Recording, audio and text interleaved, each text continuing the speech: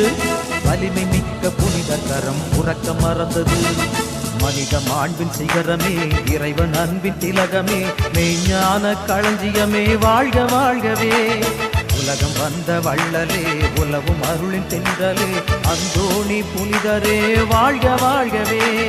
ஞானத்தை படைத்த இறைவனை திருக்கரங்களில் ஏந்திடும் புனிதரே, கோலமிகுந்தவும் கொடியும் இரு கரங்களை விரித்தே அழைக்குதே.